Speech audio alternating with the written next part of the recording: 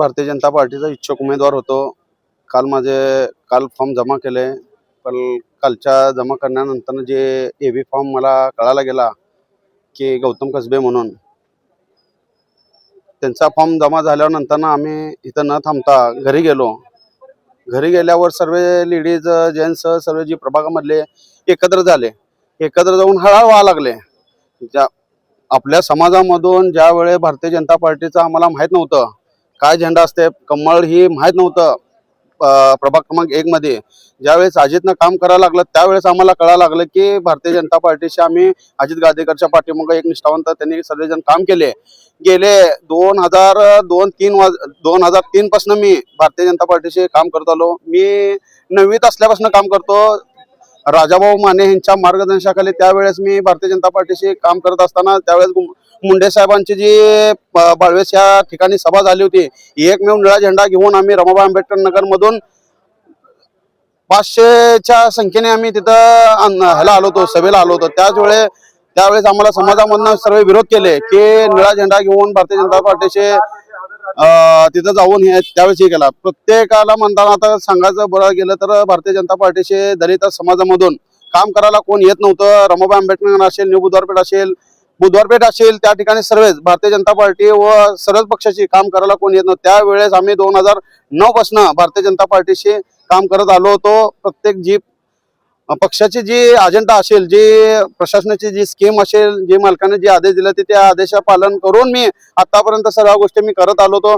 कारण तर या गोष्टीचे वाटते मी कुठं कम पडलो, कुठल्या गोष्टीत कम पडलो। कारण का आता माझ्या बाजूच्या आजूबाजूच्या ह्याच्या अगोदर नवनाथ गायकवाड असेल त्यांच्या घरातले उमेदवार होते, मल्लापा शिंदे त्यांच्या पण घरातले उमेदवार होते, बाळासाहेब थोरात यांच्याही घरातले उमेदवार होते।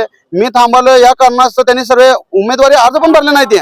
एवढी स्थानिकांनी एक होऊन माझ्या पाठीशी खंबीरपणे साथ उभारून केले। का त्यांना विश्वास होता की मालकाचा एकनिष्ठ कार्यकर्ता म्हणलं तर अजित गादेकर हे नाव येत होतं। ह्या कारणामुळे सर्व मला एकत्र येऊन आता चालूला सर्व या प्रभाग 1 मध्ये असं कुठंच झालं नाही। सर्व नेते एकत्र येऊन आमच्या भागामधले आमचे वादविवाद सर्व मिटले होते। या कारणास्तव की आपल्या स्थानिकचा एक मुद्दा उचलला पाहिजे। आणि आपल्या प्रभाग 1 मध्ये गेले 25 वर्ष झालं की नगरसेवक स्थानिकचा हे नव्हताच, की आता सर्वांनी ठरवलं होतं की प्रभाग 1 मध्ये अजित गादेकरला आपण मालकाने आम्हाला असं वाटतं की प्रत्येक कार्यक्रम असं द्या मला प्रत्येक ठिकाणी येऊन आम्हाला एक शब्द दिलं होतं। भारतीय जनता पार्टी असेल, मी स्वतः असेल, ज्या वेळेस फॉर्म द्यायचा असेल, मुलाखत असेल, मालकाने ठामपणे म्हणले होते। मी ज्या वेळेस मला विचारले जाईल त्यावेळेस मालकाने एक शब्द दिला होता, अजित गादेकर हे नाव माझ्या कोणाला निश्चित होईल, गौतम कसबेला दिले।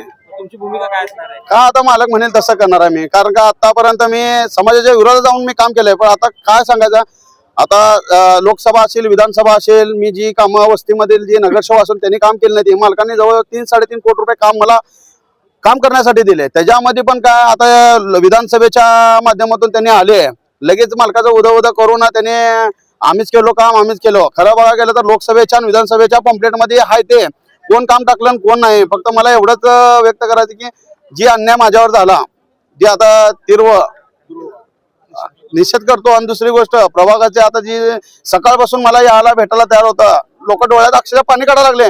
मी न थांबता मी बाहेर पडलेला आहे। मी काय उत्तर देऊ, ज्यावेळेस बघू मालक काय म्हणतील मी त्या पद्धतीने मी माझी भूमिका राहील। निष्ठावंत आहे तुम्ही म्हणताय, मग मालकाने देखील अशी भूमिका घेतली होती की निष्ठावंतांनाच आम्ही तिकीट देणार, मग मालकाने म्हणजे काय केलं ऐन का आता ते वरिष्ठाच्या म्हणताना त्याने पालकमंत्री म्हणा, रोहिणीताईंना म्हणा, जे वरिष्ठ ज्यांनी ती लावली होती बिल्डिंग त्या पद्धतीने त्यांचं हे असं त्यांचं कारस्थान असं झालं। मला असं वाटतं मालकाने तर माझं नाव दिलं होतं, वरी पण पाठवलं होतं, हे मला खात्रीच आहे। माझं बोलणं पण झालं होतं, पण मालकांची आईशी थोडं तब्येत खालवल्यामुळे मला तिथं जाता आलं नाही, मला विचारता आलं नाही, मला बोलता आलं नाही। आणि दुसरी अजून एक गोष्ट बघायला गेलं तर आता जी उमेदवार असेल ती त्याची गुंडशाही, त्यांची जी कारस्थान त्यांचं असेल, तडीपार एमपीडी त्यांच्या 302, 307 असे गंभीर असे आरोपी आहेत ते।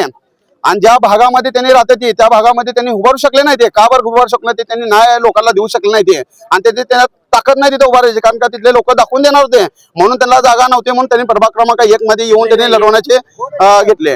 गौतम कसबे प्रभाग क्रमांक 1 सम्राट चौक असेल, माने वस्ती असेल, रूपाभवनी असेल, स्टेट बँक कॉलनी असेल, शिळगी ह्या परिसरामध्ये 100%। आणि हे लोक जनता दाखवून देणार आहे एकामुळे सर्व खालवले जातील एवढं माझी गॅरंटी आहे. आता आपण बंडखोरी करणार का अपक्ष म्हणून लढणार? ते मालकाचा जे जोपर्यंत माझा मालकान जोपर्यंत मला शब्द टाकणार नाही तोपर्यंत मी काही गोष्टी काय करणार नाही. आता म्हणलं नाही तर मी निषेध करणार आहे कुठल्या गोष्टी भारतीय जनता पार्टीची जी मला डावलली ती ह्या गोष्टीचा मला निषेधच वाटायला लागला ना. ते काय नाराजी मी सर्व गोष्टीचे कुठं कमी पडलो मी. जे पक्षाने जे आदेश दिला त्या पक्षाचं पालन करूनच मी सगळ्या गोष्टी केलेल्या आहेत. त्यामध्ये असेल आता आता काय प्रत्येकाच्या घरोघरी जाऊन प्रत्येकाशी जी मोदी साहेबांनी दिलं घर चलो अभियान पासून घर चलो अभियान म्हणताना प्रत्येकाच्या घरोघरी जाऊन ही जी उपक्रम मोदी साहेबांनी घेतला होता जी मालकाने आदेश दिले त्या पालन करून आम्ही प्रत्येकाच्या तळागाळ्यापर्यंत आम्ही पोहोचलेलो आहे. एवढंच होतं दुसरं काही.